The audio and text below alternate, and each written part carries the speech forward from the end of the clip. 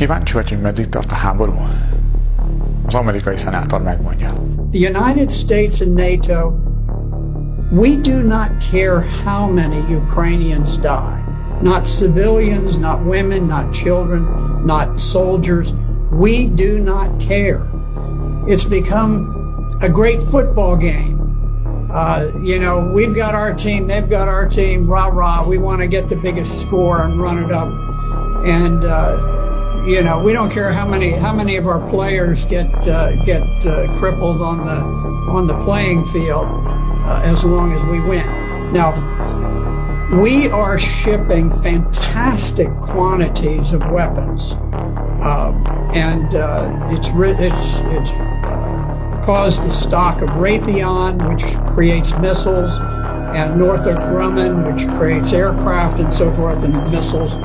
All of these defense industries have become tremendously bloated with tax dollars. I don't think it's ultimately going to change the outcome. I think that Russia will prevail. The Ukrainians are in a very awkward strategic position in the east, but if you look at the way that this unfolded,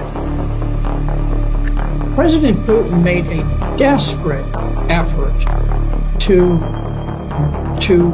stop the march towards war. Back in December of 2021, he went so far as to put specific written proposals on the table with NATO, peace proposals, to defuse what was coming about. Because at this point, Ukraine was massing troops to attack the Donbass. So he was trying to head this off. He didn't want war. And NATO just blew it off, just dismissed it, never took it seriously, never went into serious negotiations. At that point, Putin, seeing that armed Ukrainians with weapons to kill Russian troops were literally on their borders, decided he had to strike first. Now, you can see that this was not some pre-planned attack. This was not like Hitler's attack into Poland, where the standard rule of thumb is that you always have a 3-to-1 advantage when you are the attacker. You have to mass 3 times as many tanks and artillery and planes and men as the other side has. In fact, when Russia went in, they went in sort of with what they had, what they could cobble together on short notice, and they were outnumbered by the Ukrainian forces. The Ukrainian forces had about 250,000. The Russians had perhaps 160,000. So instead of having 3 times as many, they actually had fewer troops than the Ukrainians, but they were forced to attack to try to preempt the battle that was looming, where the Ukrainians had massed these forces against the Donbass. Now, the Donbass is adjacent to Russia.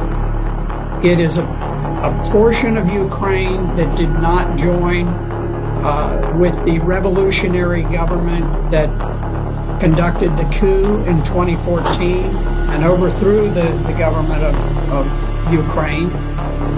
They refused to become a part of the new revolutionary government of Ukraine, and so they declared their independence. And Ukraine had massed this enormous army to attack against the Donbass. And so Russia was forced to go in to preempt that planned attack by Ukraine. And you could see that Russia very much hoped that they could conduct this special operation without unduly causing casualties for the Ukrainians, because they think of the Ukrainians, or at least they did think of the Ukrainians as brother Slavs, that they wanted to have good relations. But there was a famous picture with a Russian tank that had been stopped by a gathering of maybe 40 civilians who just walked out in the road and blocked the road, and the tank stopped. I can tell you, in Vietnam, if we had had a bunch of people who stood in the way of an American tank going through, that tank would not have slowed down in the slightest. It wouldn't have honked a horn. It wouldn't have done anything. Wouldn't have fired a warning shot. It would have just gone on. And I think that's more typical. I'm not criticizing the Americans. I was there and I was fighting, and I probably would have driven the tank straight through myself. But what I'm saying is that the rules of engagement for the Russians were very, very cautious.